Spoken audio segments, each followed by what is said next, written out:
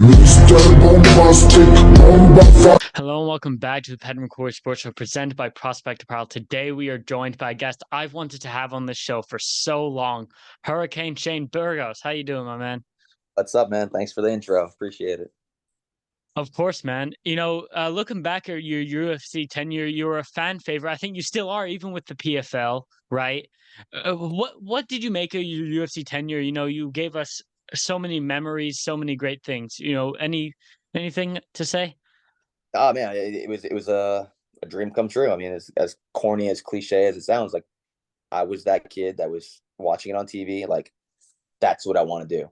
And then I went out there and I fucking did it. And I never forget my UFC debut. Like I remember just crying backstage, being like, dude, I had no nerves, nothing like that, because I knew I on short notice. I took it on 2 weeks notice, and there was no doubt in my mind that I wasn't there just to show up and just to have a UFC fight. I was there to fucking make my name in this fucking sport. So I take a lot of pride in that. And then the way I left too, I take a lot of pride in that. The way I went about it, I made my name in the UFC, came over. Now I'm in the PFL, getting paid like a real pro athlete. Like it's a dream come true.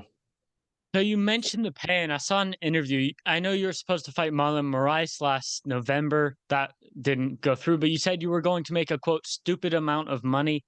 Is that still the case with the regular season bouts? Yes. Yeah, absolutely. That's great, man. And that $1 million, I mean, that just is exciting. How you feel about the league concept? Being able to know, okay, I have this fight, and then you have your next fight day already there for Yeah, you. yeah. It's a that is mentally like relieving in a sense. You know what I mean? Like after my fight, I know I'm fighting again this date, so I know don't be a fat fuck and go out and just eat a bunch of junk food. You gotta taper it down. You gotta have that self control.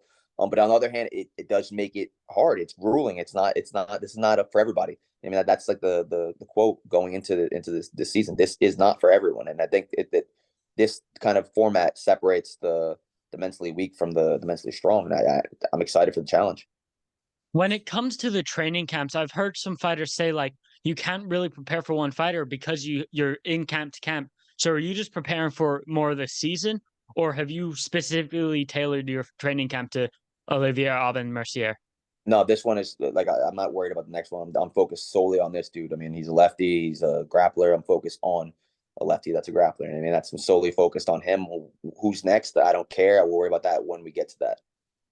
And you mentioned he's a lefty with a grappler, but man, he's got some power. Turns out, I didn't expect him to put out Stevie Ray like that. What did you make of his last fight?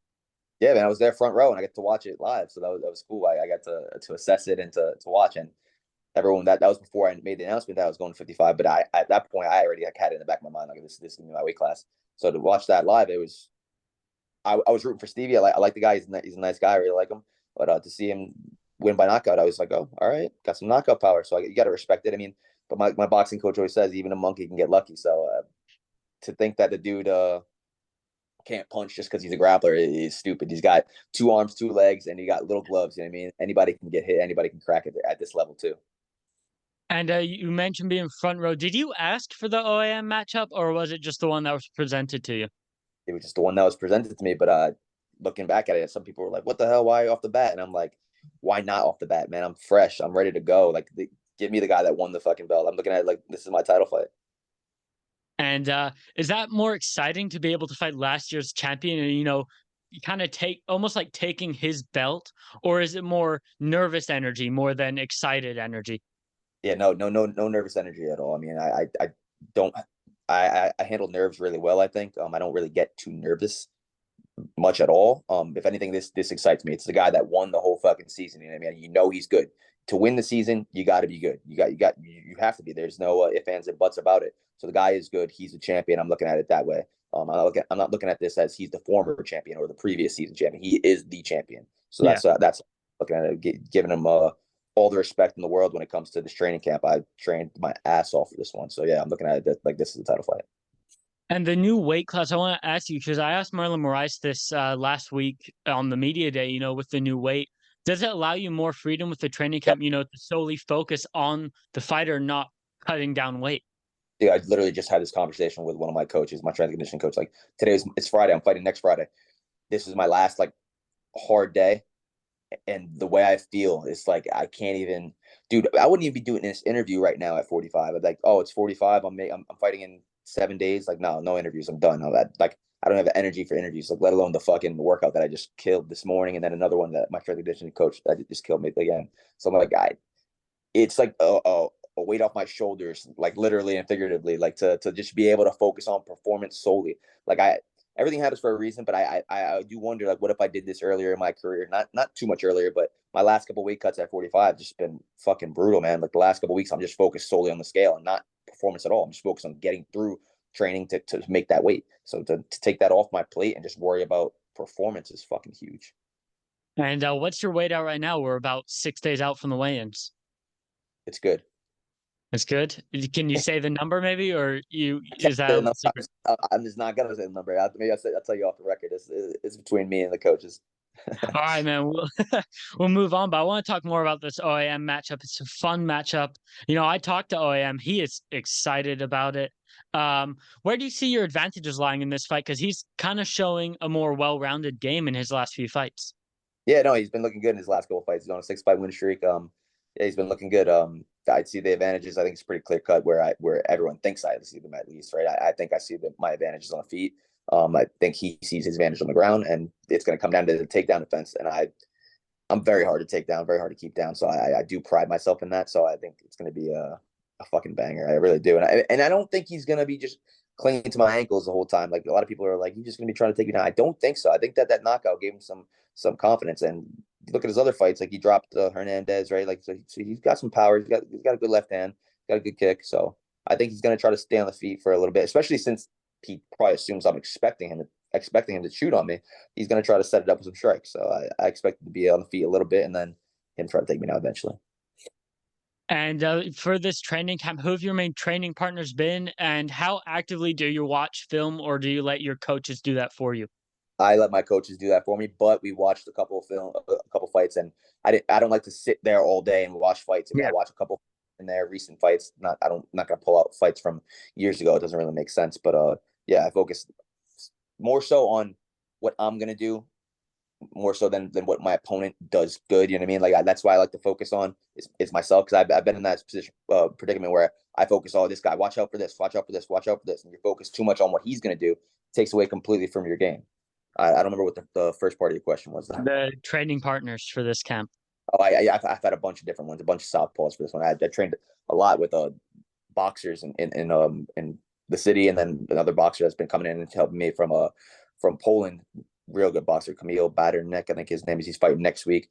He's giving me some really good work. Good southpaw, 11-0, bunch of knockouts. Real good work. And can we get a prediction for this fight? You going for the quick six, the fabulous five? What are you looking at?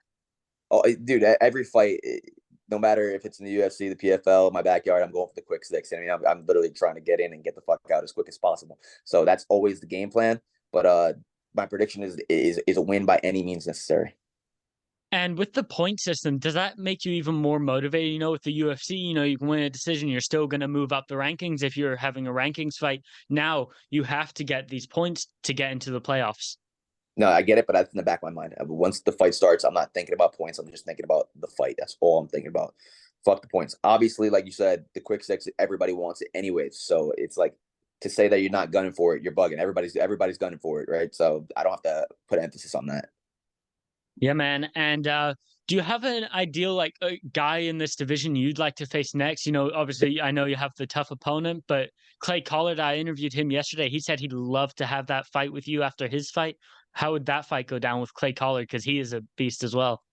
Yeah, he's one of my favorite fighters in that weight class. He's really fun to watch. But dude, I'm fighting the champ right now. I'm fighting the Yeah. dude that won this.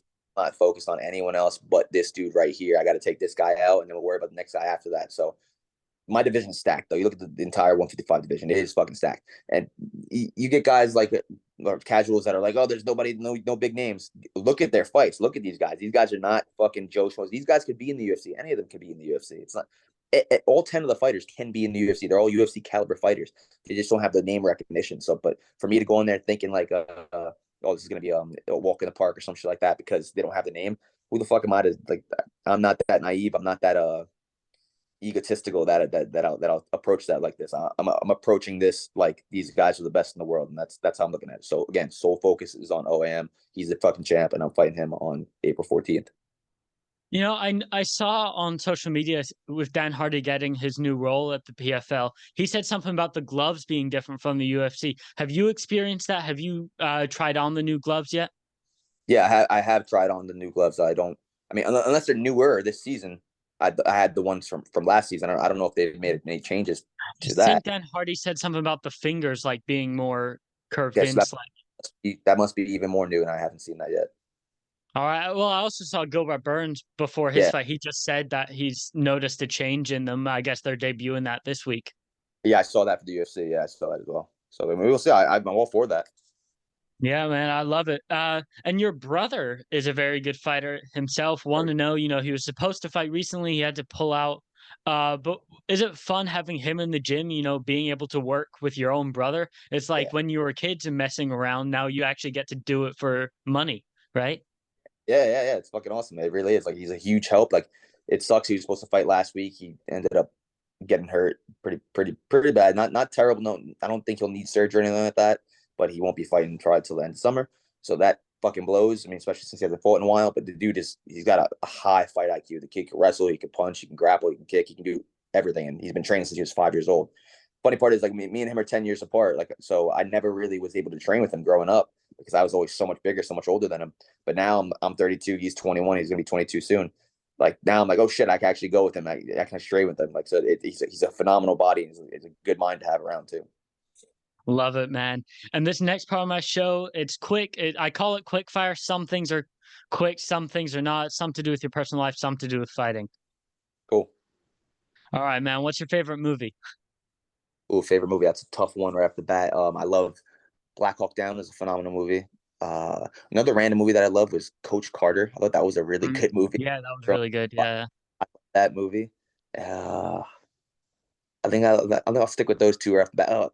Troy. Troy is another movie I Yeah. love. Like to watch on fight week. That's a great one. Gladiators, another phenomenal one. Hard to pick one. Do you have a favorite TV show? I know it's hard to narrow those down as well. If I had to pick one, it's got to be Game of Thrones. Even though the finale wasn't my favorite, but Game of Thrones got to be number one. But a tight, close number two is Breaking Bad, and then Yeah. at number three might be Dexter. Might be Dexter, Nice. maybe. Ooh, that's a good one. And do you have a favorite sport outside of combat sports? I've had to change this question because all the MMA fighters would be like, "Oh, boxing, Yeah. kickboxing." Outside of combat sports, do you have a favorite sport? Uh, no, I don't. I do not at all. But you know what I mean. I watched the Super Bowl. Yeah. Like so, I guess that's number two. Like it's like MMA, boxing, kickboxing, and then like football. Yeah. Uh, Favorite fighter of all time in any Of all, combat sport? I got to go with of any combat sport. It's a hard one, but I'm gonna go with Crow Cop. He's one of my favorite Perfect. fighters of all. He's probably off the top of my head. That's who I got to go with. Love it, man. Favorite fight of all time, excluding yours. Great question. Shogun versus Henderson was phenomenal. Yeah. Another left on is this actually maybe I'm a little bit biased, but I don't think enough people talk about it. Is one of my teammates, Louis Gaudino. He fought John Lineker back in Mm, the Izod Center, I think it was, and that was a phenomenal fucking fight, back and forth on the feet. Then Louis actually ended up putting him to sleep with the guillotine. That was a great fucking fight. Um, Jones versus Gustin, obviously banger. Oh, man, there's so many good ones that come to mind. yeah. Oh man, No, I know. Nick Diaz versus Paul Daly was like one of my favorite one round fights. Yeah. Uh, Now I'm drawing a blank So on some many other. fights to choose from. I know. I can never narrow it down because then I'll be like, I'll have one and I'll be like, oh, that's my favorite. And then an hour later, I'm like, no, I like that one more. Exactly. That's a hard question to ask. Yeah. And on the note of Dan Henderson, I was hoping you'd say that because I have this shirt. It's instead of Air Jordan, it's Air Hendo. I love it. It's my favorite shirt I own. I was in Vegas for that when he knocked out Bisping with that punch too, man. Wow, man, that's amazing. Favorite fight of your career? Tough one, another tough one. Favorite fight of mine. Oh man, there's a couple that come to mind. I mean, one that I really enjoyed like the entire fight week and the process was when I fought Godofredo Pepe in Long Island for the first time. Yeah. That was like the entire experience was awesome. It was like an hour drive from my house, so that was cool. Then fight week was so smooth. I had all my teammates there. I had a bunch of teammates on the card too. Fighting Cub Swanson was another one that was like kind of surreal for me, where I was like, dude, I've been watching this man since I was 16 years old when I was a kid, and I was like, now I'm across from him, and I was happy with my performance in that one. The MSG fight when I fought Macwan, that was probably my favorite MSG fight. Yeah. Oh man, it's hard to narrow it down to one. I feel that, man. I definitely feel that. Have you ever had any funny interactions with a fighter or another fan backstage or, on the street? I'm sure I have. If you asked me this question like beforehand, I could have thought of a story, but now that you put me in the spot and like I've drawn a blank. But I'm almost positive that I have. I wish you would ask me earlier, man. Hey, man, if you think of it, you can text me and then I'll just like edit a little text onto the There we go.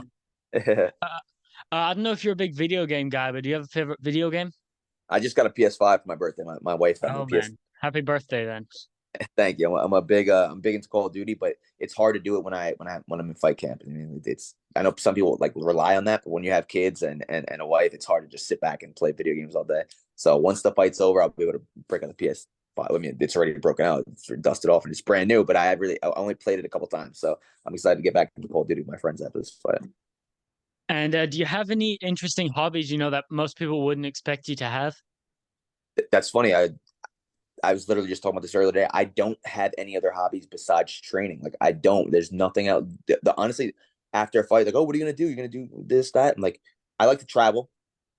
Like, you can't really call that a hobby, but I love to train. Like, especially when I don't have a fight, there's no pressure. It's fun. Like, I fucking eat, sleep, and breathe this sport. So I love training.